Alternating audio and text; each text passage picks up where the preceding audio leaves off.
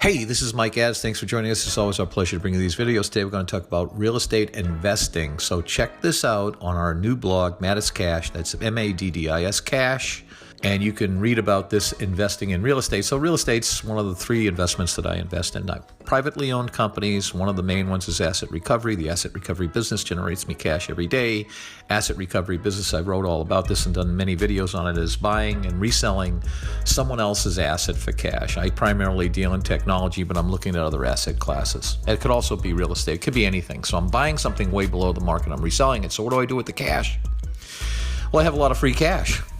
If I have $1 million in cash, I got to put it somewhere. If it's just sitting in the bank account getting 1% or less than 1% right now, interest, there's no money in it. So I have to take the money and I have to put it somewhere. So where do I put it? I put it in real estate, and I invest in publicly traded companies, but I keep an ample amount of cash around in case I need to invest it in something else. So I always have cash in the bank waiting to put it somewhere. Now, I could manage the cash somewhere else. I haven't yet done that, but I will be probably taking a closer look at it. But I have to have cash because when a deal comes up and I got to spend $100,000 or $50,000 or $150,000 or $200,000 or whatever the hell it is, I have to be able to write the check right then and there. And that's how I make the deals, because I have the cash. So what do I do? Is talk about real estate. I live in California. You can't buy any California real estate right now, not on the West Coast. So if you want to go 100 miles interior in California, out in the desert, you could probably get real estate deals. And even then, even if you drive 2 hours east, you're still going to pay up for it in the West Coast. West Coast is way overpriced. Why?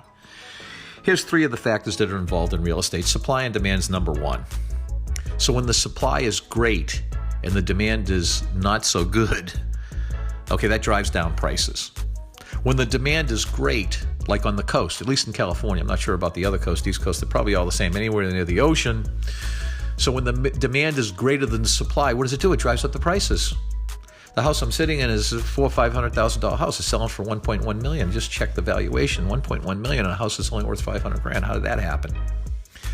Because the demand for West Coast near the ocean properties from people all over the world has drove up the prices. That's number one. So keep your eye on supply and demand. That's determining what something's worth. And number two, if you can't make it in the market that you're in, because I can't make any money in the real estate market here, I have to go somewhere else. Where am I going? Well, I got a buddy that has 15 properties in the middle of nowhere in Ohio. Do I want to own houses in the middle of nowhere in Ohio? No. Why?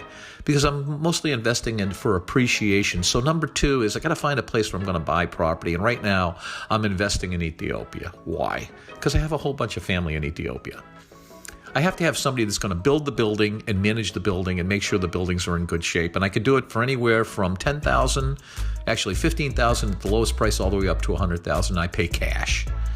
So you have to find a market that you can actually do real estate in. And if you want to hunt around in the United States, there's a lot of places that you can do it. I mean, there's tons of places that you can go, assuming that you want to go to those places. And I don't have anybody there that I can count on to manage the property, so I go to Ethiopia. Why? Because I have hundreds of family members over there. My wife's from Ethiopia. And so that's why I invest in Ethiopia, because it's easy for me and people doing all the work. I just put up the cash. Family lives rent-free, and they manage the properties. This is great. I plan on doing another 2 or 3 properties, so I'll end up with 10. I already have 6. We'll end up with 10 over the next 24 months, and so on and so forth. So the goal is to get to 50 over the next 10 years. 50 to 75 properties. I think it can be done.